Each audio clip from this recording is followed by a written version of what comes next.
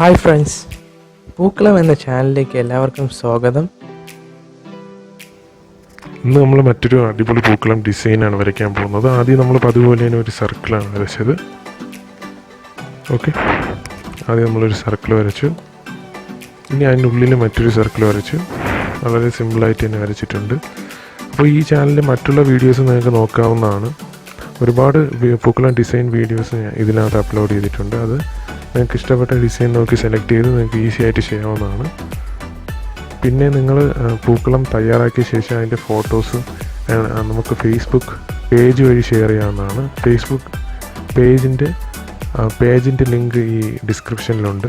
അപ്പോൾ നമ്മൾ ഉള്ളിലായിട്ട് മറ്റൊരു സർക്കിളും വരച്ചു.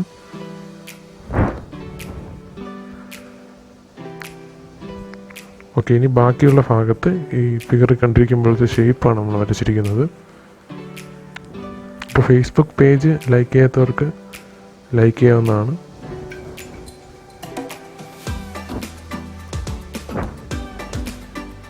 ഇനി ബാക്കിയുള്ള ഭാഗത്തും നമ്മൾ അതേ ഷേപ്പ് തന്നെ വരച്ച് കംപ്ലീറ്റ് ചെയ്തെടുത്തു. അപ്പോൾ ഇത്രയാണ് നമ്മൾ ചെയ്തത്. വളരെ സിമ്പിളായിട്ട് ഇത്രയും നമ്മൾ കംപ്ലീറ്റ് ചെയ്തു. ഇതാണ് ഈ ഫിഗറിൻ്റെ ബേസ് എന്ന് പറയുന്നത്. ഇത് വെച്ചിട്ടാണ് നമ്മൾ ഡീറ്റെയിലിംഗ് ചെയ്യുന്നത്. അതെന്തൊക്കെയാണ് ചെയ്യേണ്ടതെന്ന് നമുക്ക് നോക്കാം. ഇനി നമ്മൾ ഫിഗർ കണ്ടിരിക്കുമ്പോൾ 4 കോർണേഴ്സിൽ ആ ഫിഗർ കണ്ടിരിക്കുമ്പോഴത്തെ ഷേപ്പ് വരച്ചെടുക്കാം.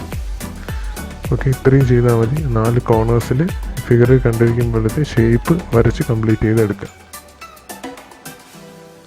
ഇനി ബാക്കിയുള്ള ഭാഗത്തും ഇതേ ഷേപ്പ് തന്നെ ബാക്കി കോർണേഴ്സിലും വരച്ചെടുക്കാം.